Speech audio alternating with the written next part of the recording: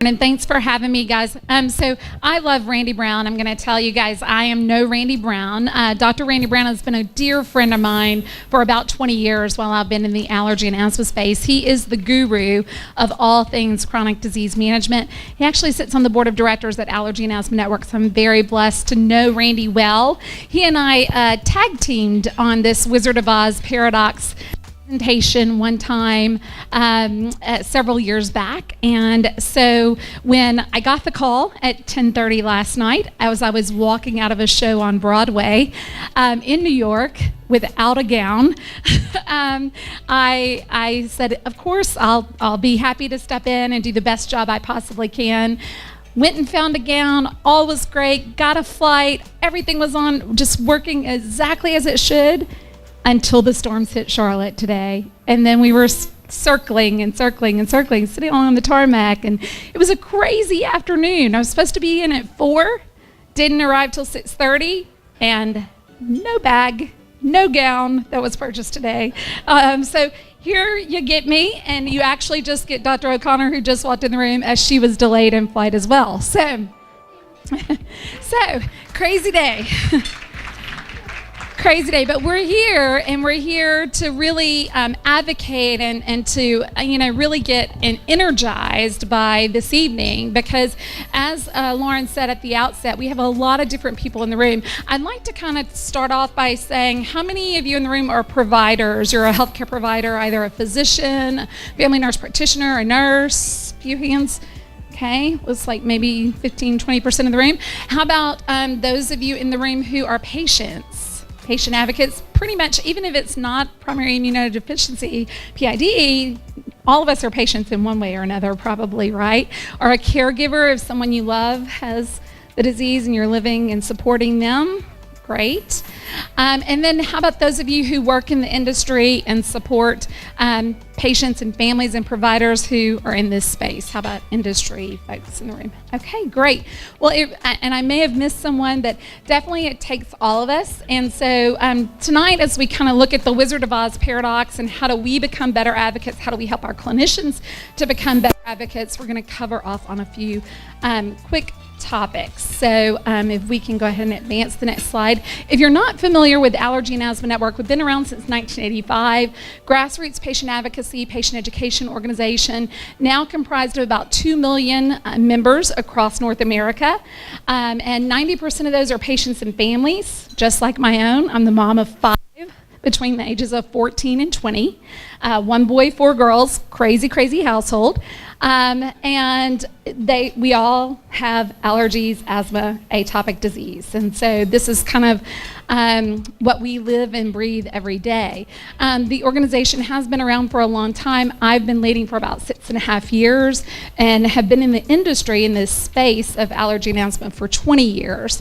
And we really work to end the needless death and suffering due to allergies, asthma, and related conditions through outreach, education, advocacy, and research. And so we're going to cover off a little bit on a few of those topics, but really spend the majority of our time talking about advocacy this evening. Next slide, please. So, how many of you love The Wizard of Oz? It's a great movie, right? How many of you young ones, Finn, have you seen The Wizard of Oz? Do you know about Dorothy? Yeah? All right, we're going to talk about Dorothy a little bit tonight. So, the theme of The Wizard of Oz, what is it? Follow the yellow brick road. Follow the yellow brick road, right? So tonight we're going to go through following the yellow brick road to becoming better advocates and helping our providers to become better advocates. So I'm going to incorporate some quotes. This is one of the quotes from Dorothy. She says, "If we walk far enough, we shall sometime come to some place." And I would suggest that in healthcare, in 2019, we have come to a place of what I like to call healthcare 911. Healthcare has certainly taken a lot of twists and a lot of turns over the last decade. Next, please. So in the past 10 years, and I'm sorry, could you maybe, the projector is a little off. I'm sorry, this is my OCD kicking in at this moment. in the past 10 years, there's been a lot going on in healthcare. And a lot of this change actually has been to the detriment of the provider-physician relationship. I like to characterize it by calling it the 7 deadly sins of healthcare in the 21st century. So the first one is the EMR, or the EHR, the electronic health record. How many of you just love your EMR? You think it's great that your provider's staring at a computer instead of talking to you, right? I don't know a single person who loves the EMR, who's like, yes, this is the best thing ever. Yes, it's delivering exactly what it was told to do. Actually, you know what, there's a study. Physicians are now 63% less efficient due to the EMR. 63%. They're spending twice as much time behind the computer screen as they are face-to-face with you as the patient. So this is a real challenge at this point in time, especially for us as patients. We're trying to train our clinicians on understanding our disease and responding to our disease as an individual. Secondly, is the administrative power that has taken hold in healthcare. So 10 years ago, how many of you were in single private practices?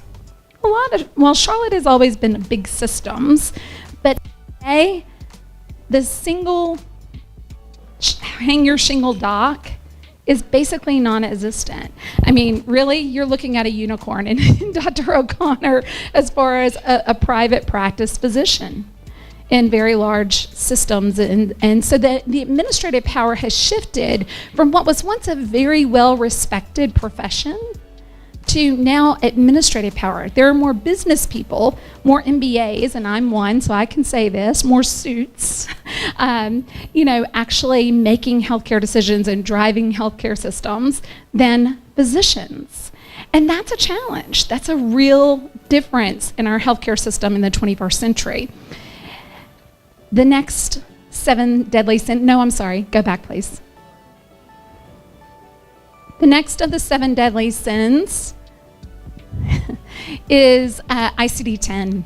So how many of you made the shift to ICD-10, right? Everybody in the room's made that shift. So who knows how many codes we had in ICD-9 versus ICD-10? This is the way that doctors get paid. There were 13,000 in ICD-9, 164,000 in ICD-10. So the complexity of coding just took a whole nother level.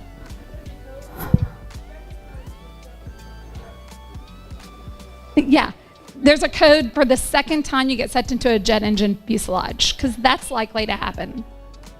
Yeah, it's kind of crazy.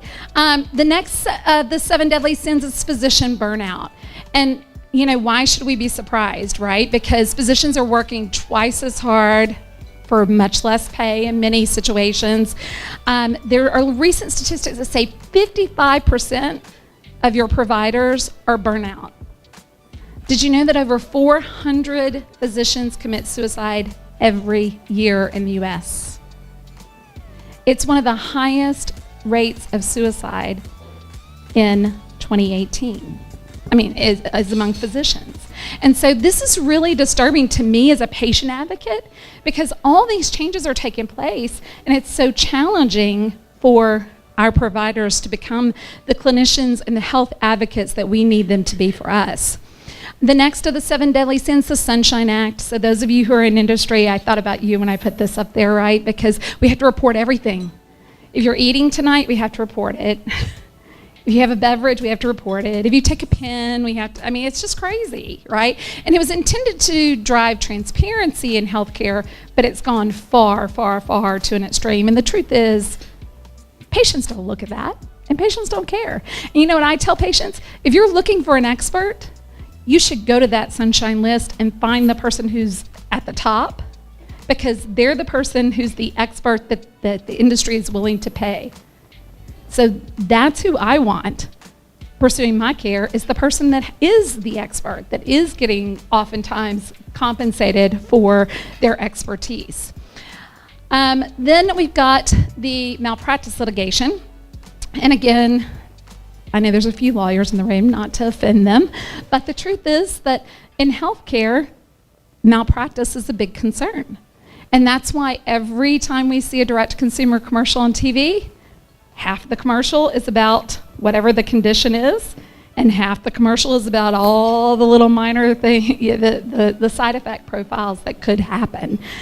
So that all these things are really impacting the care that patients are receiving and the way in which they interact with their clinicians. And then finally is utilization management, and we've already heard about this with the prior authorization. On average, how many hours a week do you think the average physician, how many hours do you think their office spends on PAs? Prior authorizations, getting things approved through the insurance company. 20 hours per week per provider. 20 hours per week per provider. So insurance companies, there's always a third person in the room at this point. It's not just you as a patient and your healthcare professional. There's an invisible person in the room. Did you know that? It's the payer. And they're dictating more of your care than even you or your provider. They're undermining that care in many cases. And so again, we're advocating to change a lot of that. Next slide, please. So my next Wizard of Oz slide, Dorothy clapped the heels of her shoes together 3 times, saying, "Take me home to Aunt Em." You remember that in the movie where Dorothy clapped her shoes together and there's no place like home, there's no place like home. So can we go back? Is there any way to get out of this hole that we found ourselves in 2019 with healthcare? I'm not sure. I really think that the train has left the station, and then unfortunately we've got to find a better way. We have to address some of the systemic issues that are going on in healthcare, and we really need to have a conversation that is empowered by patients and providers driving the conversation rather than just being dictated by politicians and payers. Next slide. So, what can we do? We can encourage our clinicians, first of all. You already heard this. It's important for us as patients to get the proper exercise and diet, to take vitamins, to hydrate, all those different things. But this is important for our clinicians as well. Like, I work with a lot of doctors across the country. Every allergist and immunologist in the country is part of the network. And I see this. I see them breaking down and not restoring, replenishing, and rejuvenating. And so we need to encourage them. And the reason why people went into medicine, the reason they stay in medicine, is because of the patients. And I know it's hard as you're a patient, you're sitting there, you've been waiting, and you're waiting and waiting, and then the doctor comes in the room, and you feel rushed, and you feel like they're not paying attention because of the EMR or what have you. But it's really important to recognize that that provider is a person. And they're a person just like you, going through all these things that are real life struggles for us as well. And I think we have to just stop and end the silent struggle and kind of share and take care of our own in the community. I think it's time that we talk about things like mental health issues and physician burnout and suicide. I mean, these are really critical, important issues in healthcare today. And this is my quote, this is not a Wizard of Oz quote, but I've started saying this because, it is illegal for physicians to unionize in the US. Actually, providers can't do that. It's illegal, but we can galvanize. And now is the time as a community, as a healthcare community, that we have to come together and galvanize to really effect change. Next. So, next Wizard of Oz slides. You have plenty of courage, I'm sure, answered Oz. All you need is confidence in yourself. There is no living thing that is not afraid when it faces danger. When we face danger, we're afraid. The true courage is in facing danger when you are afraid, and that kind of courage you have aplenty. Each one of us has that courage in us. If we just really stop and tap into it, we can find the courage to stand up in the face of these times and really make a difference. Next. So, One of the quotes was, Toto did not really care whether he was in Kansas or in the land of Oz as long as he was with Dorothy, right? Toto was always happy. His tail was always wagging. Why? Because he was with Dorothy. And it's the same thing as you're a patient and you're going through this journey of living with primary immune deficiency or any other immunological or chronic disease. You need a strong support system. You need to have a strong patient-provider relationship. And you need a strong support system around you. Next. So these are some of the barriers to effective communication. We're short on time. You guys know this, right? There are all sorts of reasons why we fail to communicate in the context of our health. And Dr. Watson, how are you doing? What do we say? Fine. What does that mean? What does that mean?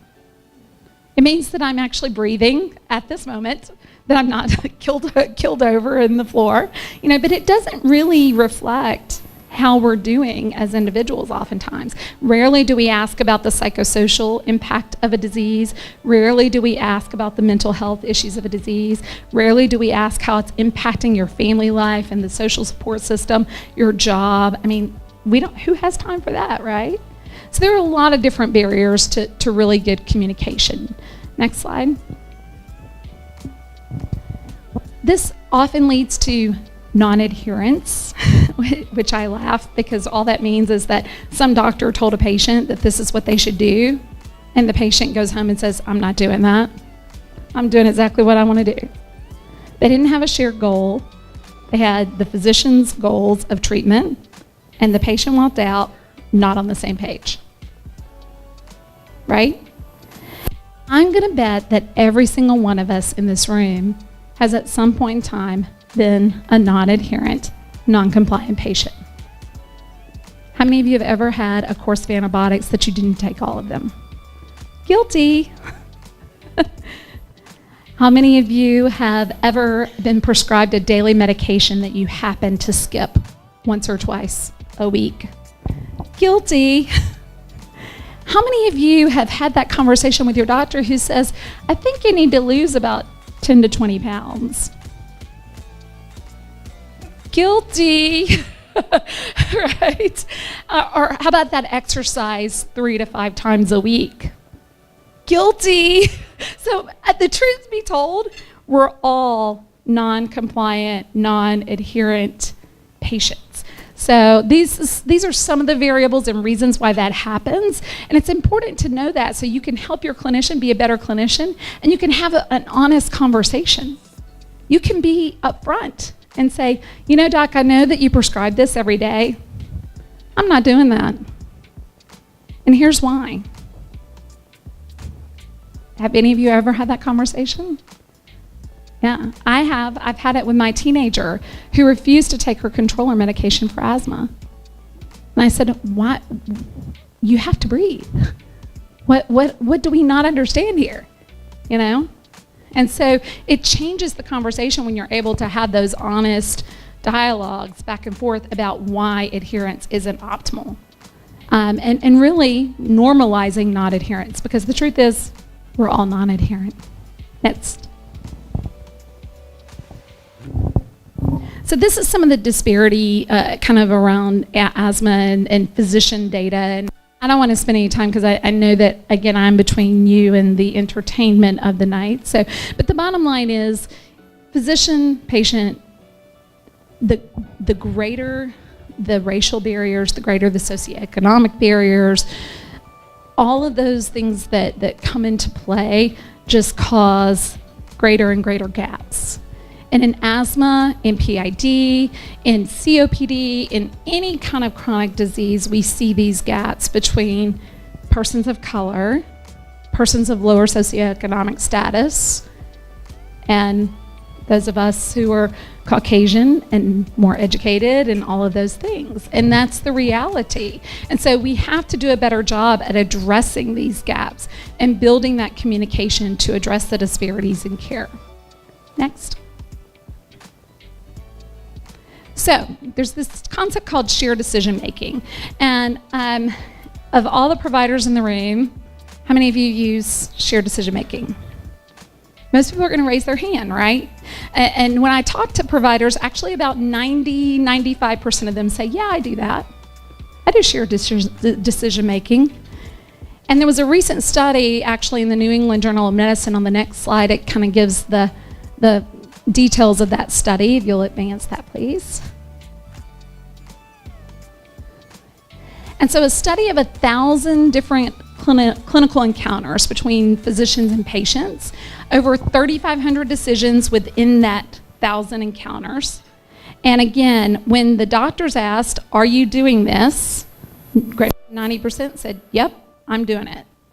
And these are the 4 things. Did the patient understand the nature of the decision? Did they play a role in making the decision? Did you explain the pros and cons of the decision? And was there discussion around the individual patient preferences and values for the decision? So 90% of doctors, yep, I do that. Guess when they actually objectively observed those clinical encounters, guess what percentage actually met the 4 criteria? Anybody? 30, I heard. That's optimistic. 25. Ben says 59. You are very favorable to the physicians. You really believe that doctors are good people, don't you? All right, let's see what the actual number was. 9%. 9% were doing true shared decision making with those 4 components. So we have a lot of room to improve when it comes to shared decision making. And why is that? Why is it that there's this gap between physicians and patients when it comes to shared decision making? The next slide, please. So there are 6 steps. And oftentimes it's because physicians don't fully understand these 6 steps of, inviting the patient to participate. And with a lot of patients, you have to do that. You actually have to say, I want you to help me make this decision. This isn't just my treatment plan. This is our treatment plan. And how are we going to go about that together? Presenting the options, because guess what? We've already talked about it. Doing nothing, it's an option. That may not be the option that you would choose as their provider, but it may very well be the option that the patient prefers. So it's discussing that and eliciting those discussions. Then providing information on the benefits and risk of each of those options, and then having those patient preference discussions. What matters most to you as a patient? Because I'm going to tell you, what matters most to my 15-year-old in managing her asthma is completely different than what my personal preference is for her. Completely different. We have totally different treatment goals. It's really interesting. So that can be hard, right? Because she's more worried about not being embarrassed by being different in front of her friends. I'm more impressed by the fact that she's at school, not in the ER, able to do the things she wants to do. But for her, it's all about that social pressure of being different and using that inhaler in front of everyone. So we've had to come up with different strategies based off of her treatment preferences and her treatment goals versus my own. And then facilitating deliberation within the family, because sometimes there's decisions that can't be made at that time, right? And especially when you're talking about the treatments like Lauren was talking about, where you're going in every 3 weeks and getting injections or infusions, and it's a very complicated treatment plan. That takes a lot of commitment, right? And so you have to have that full-on discussion about this. And then assisting the patient with implementation. So there's a lot of steps to shared decision-making. Next. The truth is, it's not a one and done. It's not like, okay, we did that, check the box, we can move on. At every single opportunity, every single visit, we have to have that conversation around making those decisions and initiating that process. And again, the truth is, this is good for everybody. It's a win-win-win for patients. It's a win for the provider because it actually decreases your malpractice rates and it gets greater adherence. So it's a win for the patient, it's a win for the provider, it's a win for industry, it's a win for everybody in this room who cares about really good patient outcomes. Next. So why aren't we doing it? Again, there's a lot of barriers, and the bottom line is, as we said before, we know that there's things we should be doing, but sometimes we just don't do it. Sometimes we're lazy. Sometimes we think we're doing it, we're actually not, and so this is a great cartoon. It says, the best thing you can do is give up smoking, drinking, and fried food. The patient says, what's the second best? So, yeah, I mean, that's the truth. We're not always willing to make the sacrifices that need to be made to get the best health outcome. And we just have to be honest about that and figure out how to move forward from there. Next slide. So again, we're moving from this paternalistic, physician type of scenario to more of an informed choice. And it really isn't, you don't want your patients out there just on, WebMD, Dr. Google, making their own healthcare decisions independently. It needs to be shared. So we can't have any one of the two extremes. We need to come to the middle. It's the best scientific evidence along with those patient preferences and marrying those two things together to come to what's the best treatment option for that patient at that time. Next slide. All right, another quote. Experience is the only thing that brings knowledge, and the longer you are on earth, the more experience you are sure to get. Boy, do I use this quote and theme with my 5 teenagers often, because they think that they know everything, right? I'm like the dumbest person on earth right now, according to my 5 teenagers. But it's amazing because I often go back to the time in my life where I thought my mother was pretty stupid too. It's amazing how smart she got once I turned 25. And every year since then, she just keeps getting smarter and wiser and wiser and wiser. With Mother's Day coming up, I had to bring that up because it's true, right? The more experience we have in life, the more knowledge, the more perspective. And so definitely that's the case in healthcare as well. Next slide. So how do we take action? These are a lot of the different ways that we work with Dr. Brown in the Center for Chronic Disease Management and Allergy and Asthma Network on health literacy and really just helping patients to understand their healthcare better and how to advocate for themselves and empower themselves. It is a lot about education, because education is critical, but it's also about understanding socioeconomic decisions. I mean, let's be real. Sometimes people are choosing between a roof over their kid's head, food on their kid's back, or food on their table or clothes on their back. It's a long day. And so, these are challenges that real people are dealing with every day. And so here you are prescribing a medication or encouraging a patient to take a medication or a treatment that is that choice. And Maslow's hierarchy of needs doesn't lie, right? So people are going to take care of those fundamental needs before we can ever get to that whole self-actualization, top of the pyramid stuff that, empowerment, self-actualization that a lot of people attest to, which again is great.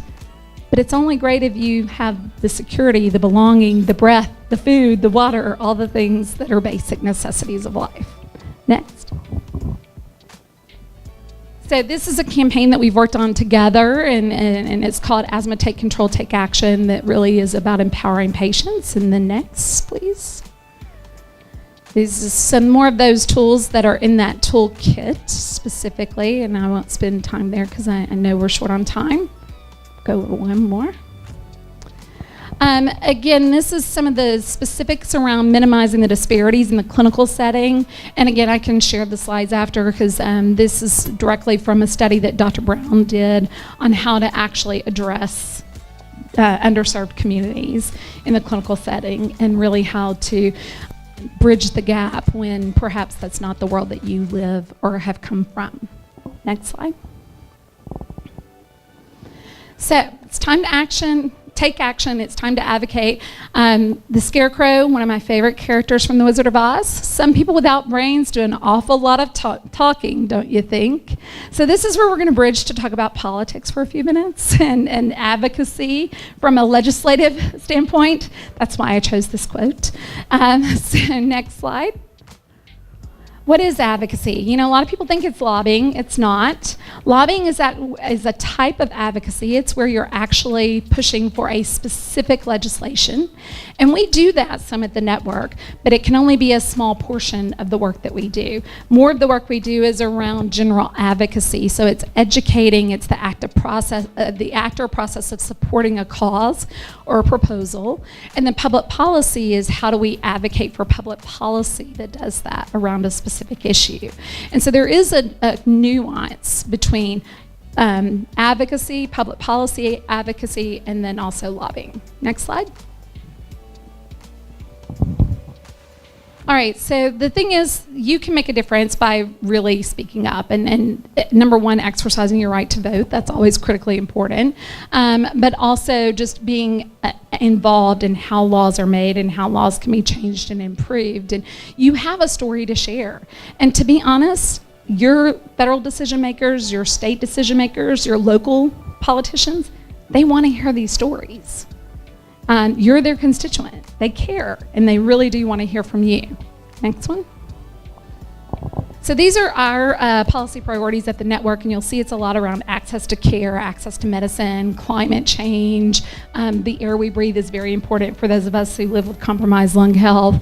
You know, definitely in addressing health disparities and ending some of the things that the policies that are negative to create those disparities are all part of our filter of deciding what we're going to be engaged in when it comes to advocacy. Next. So what are we doing right now in advocacy? First of all, we've got a huge event coming up this week. Dr. O'Connor will be up in DC on May the 8th, and we've got a couple of hundred people that'll go out and make about 250 visits with senators and representatives about some of the issues that are facing families living with allergies and asthma. We do that every year. We also have a congressional caucus that we engage on a routine basis and just keep them updated because they're kind of our champions in Congress for all the issues that we're facing. One of the things we're trying to advance is telehealth, and so there's a bill to actually recognize respiratory care services and to make sure that whatever you do in person in a telehealth visit, you could also do that you do in a personal visit, you could do in a telehealth visit and get the same type of reimbursement for it if you're doing the same work. That's called telehealth parity. And then school-based allergies and asthma, so this is where we're actually advocating for schools to have the quick relief inhalers in schools and to ensure that no students, unfortunately, pass away. Every single year there are students that pass away in schools because they don't have their inhaler with them. And so this is a legislation that would actually allow schools to have that stock. And then the next one is Safe Step Act. This is where, again, a lot of you have probably faced this, where your payer, your commercial insurance payer, is forcing you to fail on a certain treatment before you can escalate to the treatment that's the best one for you. So let's say that Dr. O'Connor and I decide that the best treatment for me is treatment C, and my insurance comes back and says, yeah, no, you get treatment C. Actually, you got to fail on treatment A and B. And then, oh, by the way, if you change insurance, you got to fail on it again, right? So that's called step therapy or fail first policy. And so we're trying to get the law in place. We have a federal legislation now that's been proposed to limit the payer's ability to do that, so that it re-establishes the patient-provider decision-making process and takes that third-party payer out of the room and forces them that if they put that policy in place to give you an answer within 48 hours of the denial and to set a clear appeal process so that you as a patient know how to advocate. We're also advocating for a lot of these policies at the state level. We've had about a dozen state laws in these areas passed this year. And then we're working on cost effectiveness and payer policy changes, because policy to us is federal policy, state policy, and then also payer policy. So we do a lot of work on all three of those levels. Next. So how do you get started if you want to do this? If you want to be an advocate, if you want to begin to affect change in policy, it's knowing what your priorities are, knowing who the targets are, knowing your message in a very concise 1 to 2 minute elevator speech. You're not going to get much time with those federal decision makers or your state decision makers. So having your soundbite is very critically important. And then, knowing what kind of resources you need. I always say it's about 3 things. When I'm talking to a policymaker, it's about 3 things. Number 1, it's about emotion. They want to hear your story. They want the heart. You got to pull at the heart first. If you get the heart, then you got to go to the head. And it's about the evidence. So, emotion, evidence, then you got to go to the back pocket. It's about economics. So policymakers want to know about those 3 things: emotion, evidence, economics. And if you can make that pitch to them about a policy in a matter of 3 to 5 minutes, you're off to the races. That's how we have 3 federal bills actively moving through Congress today. It's because we know how to frame the message. Next. If you don't know who your elected officials are, there's a very easy way to do that, and it's here in the deck. But you can go to this website, put in your zip code, and it tells you exactly all their contact information, how to get in touch with them, and how to engage. Next. And then there's a variety of different ways. The most effective way is an in-person meeting. Definitely, if you make the effort to come to DC or to go to the district office, it's the best. But also, they have to log every letter, email, phone call.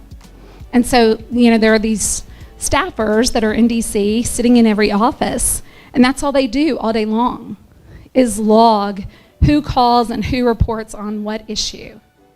And then they advise the member how to vote on the various policies. That's the way that the system works today.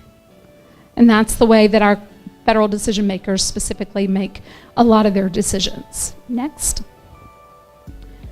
So this kind of gives you about the details of how to advocate in person. Again, I'll make these slides available if anybody's interested in those details, but I think it's very important, that you go in with a specific action.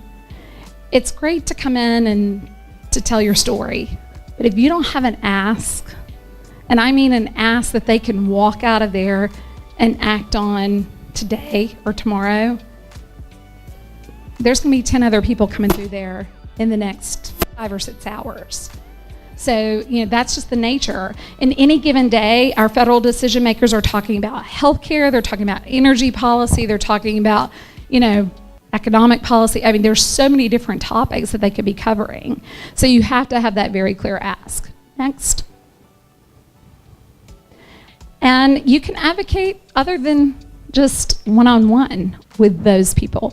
It's a whole new world with social media and politicians, as we know, with our current administration. And so, you can use social media, you can use a blog, you can use public testimony, you can use traditional media.